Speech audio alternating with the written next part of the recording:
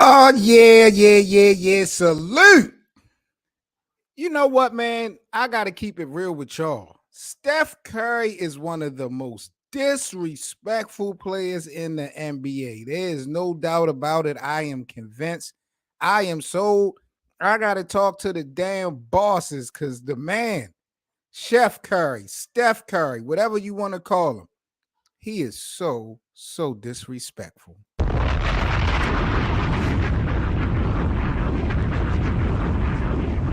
Oh!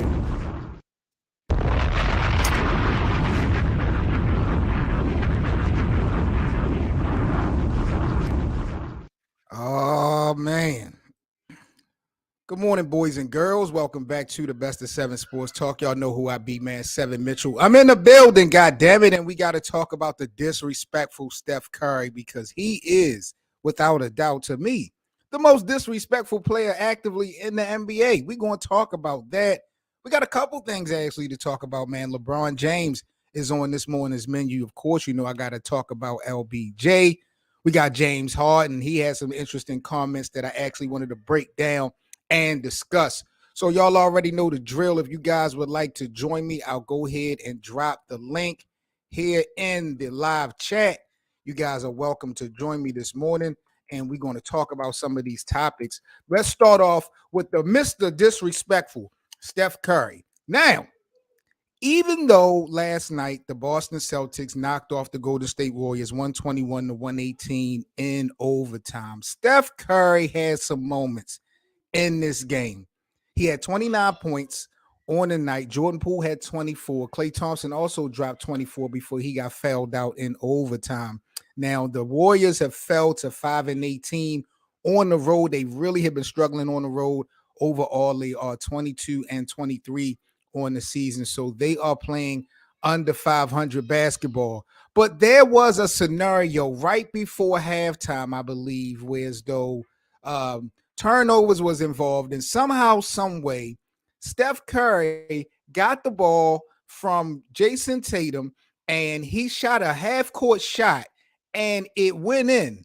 And Steph is just running around the court talking about how Boston is his town. And I'm like, whoa, Steph, boy, you are on your bully. Now, if I'm not mistaken, Golden State, the Warriors, of course, they won the NBA championship, their fourth title last year in Boston, I believe, in the finals. But if you guys remember, when Golden State beat Cleveland back in 2015, and they talked to Steph about repeating and things of that nature the following season. Y'all remember when Steph Curry was so disrespectful to LeBron and the Cavs, talking about how they still had the smell of champagne in the locker room? Like, Steph Curry, even though he's the face of the league, even though he is great for the league, Steph can get petty with the best of them, bro. He is so damn disrespectful. Jesus.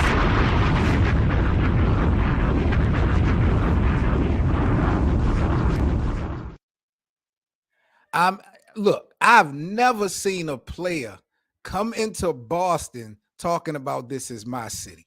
I ain't never see Kobe do it. I ain't never see Michael do it. I ain't never see LeBron do it. Steph Curry got kahunas running around with that statement. You know what I'm saying? But, you know, when you got bragging rights, when you win, you know, it's up. You know, it's up. And Golden State, when you look at history, they don't hesitate to brag when they win. So I'm not mad at Steph Curry at all, but I saw him running around at halftime saying that Boston is his town. I'm like, really? And then it just immediately made me remember the comments he had about the locker room in Cleveland still smelling like champagne. I'm like, damn, bro, when Steph win, he get in his bag, bro. Like if you don't want Steph to take a shot at you, you're gonna have to beat him. You're gonna have to beat him. Like look at the Memphis Grizzlies and the Golden State Warriors as far as like the back and forth that they've been having, doing a lot of talking, but they haven't won anything.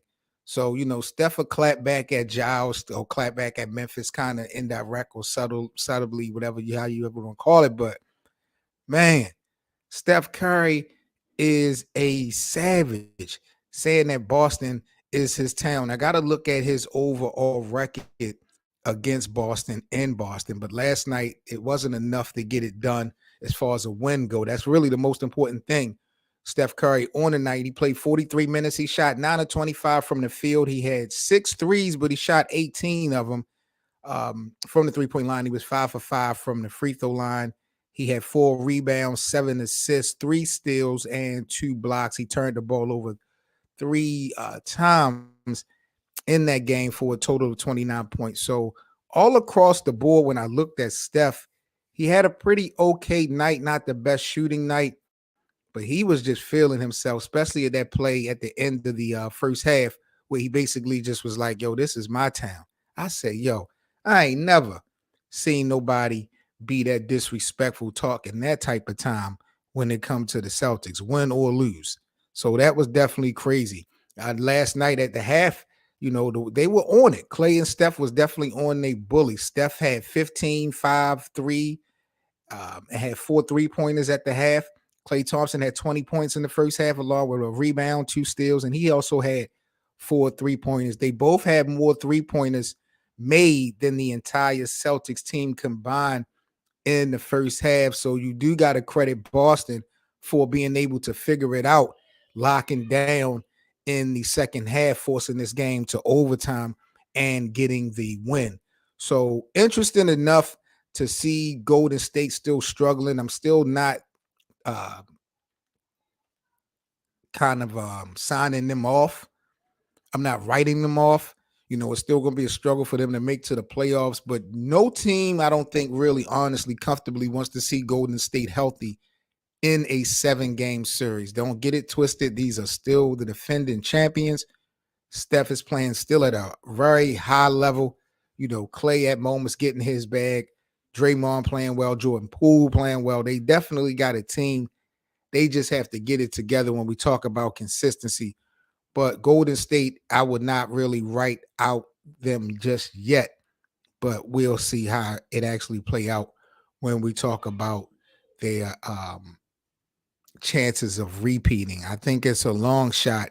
I don't got Golden State actually repeating this season, but this roller coaster experience that they have been going through this year. I mean, I just think that it got a lot to do with chemistry. There's something going on in that locker room, and Steve Kerr, to me, in my opinion, maybe not yours, but mine, Steve Kerr, to me, is being exposed in this whole scenario, because sometimes I feel like Steve is not doing the necessary things in the locker room to make sure that these guys come out ready every game, every night. They live so much off of their history and what they have done. I think they really played down to a lot of their opponents, and the Golden State Warriors, they just wound up coming up short. You're not going to get the Klay Thompson that we used to got. That whole Splash Brothers thing, we'll see pockets of it, but a consistent Splash Brothers phase is over. That thing is dead. Draymond has become more of a liability than an asset at this point. I know a lot of people feel like Draymond is the heart of the Golden State Warriors, and they're going to keep him around for that reason alone. But these guys are 4 championships in, right? 4 championships in. They've went to the championship round. I mean, 5, 6 times? Like, I don't believe Steph Curry and Klay Thompson still needs that presence of Draymond Green in order to be successful. I think it helps because the chemistry that has been the nucleus of this franchise and this dynasty, whatever you want to call it. But in all reality, I don't think he needs the extra that Draymond is bringing in the locker room when we talk about the vocal, standpoint. I really don't feel like he is really that much of a asset at this point. But Golden State still is Golden State. If they do make the playoffs, they are definitely going to be one of those teams that you're going to have to put some respect on their name because they done been there and they have done that. Seven Mitchell in the building, man. Make sure you guys follow me on social media. Become a member here at the Best of Seven Sports Talk on YouTube. We got some exclusive content that I'm providing for all new members. So if you guys like to contribute to the network, become a member today. Also, man, we are $50 away from our monthly goal. So if you guys can help contribute to the network, please purchase some stars or donate to the network, whether through Cash App, PayPal, or Super Chat, whatever options you feel. But I do appreciate all the support that we've gotten this month. We are $50 away from the monthly goal, 10 days away, I believe, from the remaining of January. So again, we're $50 away from the monthly goal. If you guys would like to continue to contribute and help out the network with our goals and missions, please purchase some stars, and you guys could also contribute through the other features. Now, second thing on deck I wanted to kind of talk about is James Harden, because James Harden had made some interesting comments that I wanted to kind of discuss real briefly, if I can actually pull this thing up. I think I got it. The third All-Star voting came out, and Giannis overtook Kevin Durant from the fan votes. Now, KD probably won't even play, I don't believe, because of the injury. I don't know if he's going to be available to play in the All-Star game in Utah. But Giannis is now leading the Eastern Conference in fan votes with 5.9 million. LeBron still holding it down, leading all voters with just a little over 6.5 million. In the Western Conference, fans account for 50% of the vote to decide the All-Star starters. NBA players in the media panels account for 25% each. So this is a big sample size of who you may see in the All-Star game. When you look at it, like I said, LeBron is leading the way in the front court for the West. In the back court, you got Steph Curry, who's leading all guards in the Western Conference for fan votes. In the East, Giannis is now overtaking Kevin Durant. KD still number 2 in the front court. Jason Tatum follows him at number 3. And at guards, Kyrie Irving. Shout out to Kyrie. Kyrie is the leading fan vote getter so far as guards go in the Eastern Conference. Right behind him, we have Donovan Mitchell from Cleveland and Jaylen Brown and James Harden from the 76ers. So salute to those guys for doing their thing, trying to make it to the actual All-Star game. Now, let's talk about James Harden, because James Harden made an interesting comment, and I definitely wanted to get you guys' thoughts here this morning at the Best of 7. James Harden was asked on where this year's 76ers team ranked in comparison to other teams he has played on. James Harden feel like this year's Philadelphia 76ers rank above all the teams he has played for in his career, including OKC, including the Rockets, including the Brooklyn Nets. Now, I got to talk to the bosses, bro, because I'm not sure if that's cap or that might actually be real. He hasn't gone far with Philly, so that's when you hear this statement, you think, hell no. He done went, with Golden, he done went to OKC to the finals. He was the man in Houston. Brooklyn, that trio that they had, even though they wasn't able to really display it a lot, they were the most talked about as far as it being a dangerous team. But he says the top for sure. James Harden said we had some really good teams in Oklahoma City.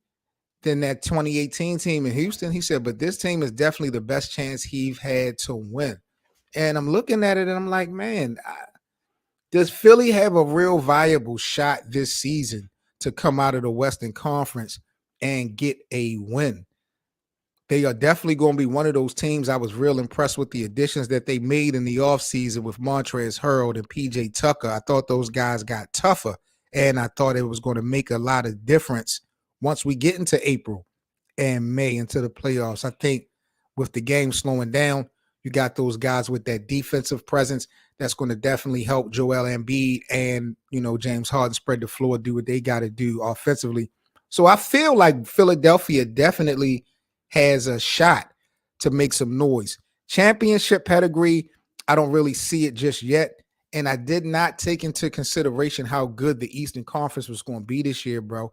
Let's just keep it a buck. There's so many teams in the Eastern Conference that you're going to have to take serious and that you're going to have to lock in with once we get into the postseason, because like I said, the game slows down. You got a best of 7 series, things like that. So everything changes up. You got the Milwaukees and the Miamis of the world. Of course, you got the Boston Celtics. We got the New York Knicks who are playing well, the Cleveland Cavaliers who seem to be, the real deal. There's definitely a couple teams in the Eastern Conference, the Milwaukee Bucks and things of that nature.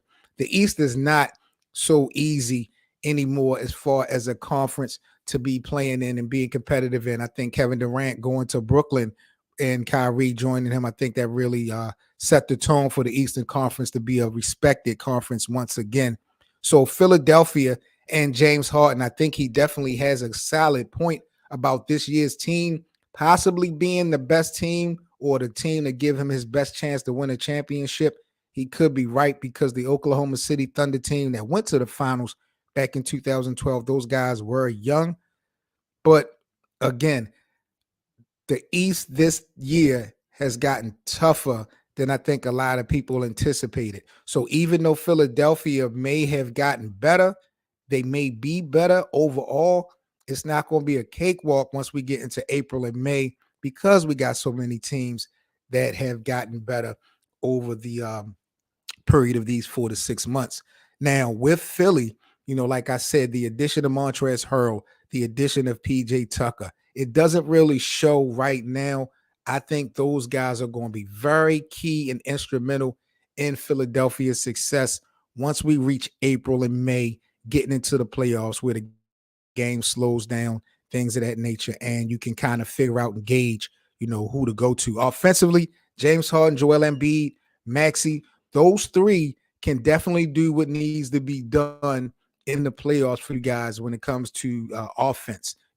As long as everyone else can be as efficient as possible, Philly will win the championship this year if they can find a way to hold it down defensively. So that's going to be something interesting really to look out for when you talk about the Philadelphia 76ers and what James Harden is saying about this year's team being the team that gives him the best opportunity to actually win an NBA title.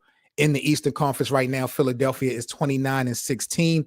On the year, they're 4.5 games back of the Boston Celtics. Philly is playing very well, though. They have won 4 in a row. I believe next to the Atlanta Hawks, they are the second hottest team, to be honest, in the East. Both the Philadelphia 76ers and Atlanta have won 4 in a row. Boston is on an 8-game winning streak, just winning last night in that close game versus the Golden State Warriors in overtime. So y'all let me know what y'all think about James Harden saying that this year's Philadelphia 76ers team brings him his best chance to win a title in his career. Was that all cap? Is he just talking political? Is that just the right thing to say? Or does Harden actually have a strong point when we talk about that?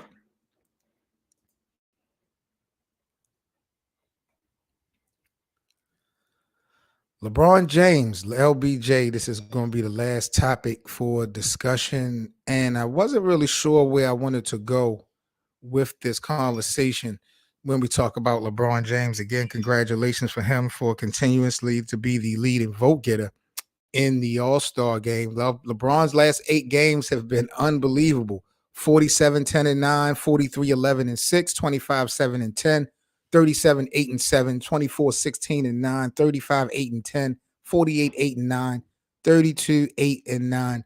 The last 8 games, LeBron has just been flirting with triple doubles, man, doing his thing, getting closer and closer to the all-time scoring record, surpassing Kareem Abdul-Jabbar later on in the season. But the Lakers, man, as a whole, as a unit, they are now 20-25 on the year. They coming off of a loss. Their last 10 games, they have won 6 out of their last 10. So there are a little bit of things that you can kind of look potentially wise and be kind of excited about if you are a Lakers fan. They need to play better on the road. There's no question about it. There's no chance in hell that the Lakers are going to really get a home series in the playoffs if they even make it to the playoffs or through the play-in tournament. So they're not going to be playing in crypto in the playoffs like that. There's going to be no home court advantage. And right now, the Lakers are 9-14 on the road. So they're going to have to find a way to play a lot better. The only thing that I will say is the Lakers are another team that, if healthy, you don't want to see them in a 7-game series. I don't care what the record is. I think those guys are serious enough to make some real noise if they can find a way to get healthy and get it together, chemistry-wise. And then the Western Conference, man, even though you got to still respect the West, they've went down a little bit as far as a fear factor in my eyes. I think as a whole, I think the Eastern Conference may have an argument of being the best out of the two this particular season. So, it's a long shot, but it's a day-by-day situation. I do feel like LeBron and them guys will find a way to get this thing done and make it to the playoffs. I will go back live again later on because I do want to discuss LeBron and the other different pockets, but I'm just going to take me some time to break those down. About to get up out of here. Just wanted to chop it up with y'all and talk about that disrespectful Steph Curry. Goodness gracious. Like, comment, and subscribe to the channel, man. I'm Seven Mitchell. Again, don't forget to become a member. Join today here at the Best of Seven Sports Talk on YouTube. We are $50 away from our monthly goals. So if you guys would like to help toward the monthly goal, purchase some stars. We got the Super Chat, Cash App, and PayPal options. We definitely appreciate it. About to get up out of here. Make sure you guys follow me everywhere on social media. If you enjoy daily NBA content, smash that like button, subscribe to the channel if you're new, and hit that notification bell. About to get up out of here, get something done to this hair of mine. Again, we're $50 away. We're only $50 away from our monthly goal. So if you guys would like to contribute, donate to the network to help us get to our monthly goal, you can support us by sending some stars our way. Stars will help us actually earn revenue to make more content. And of course, you could donate through the other features and options. Seven Mitchell here with the Best of Seven Sports Talk. Let me get up out of here and get my hair right. I'm going to holler at you guys later. Peace.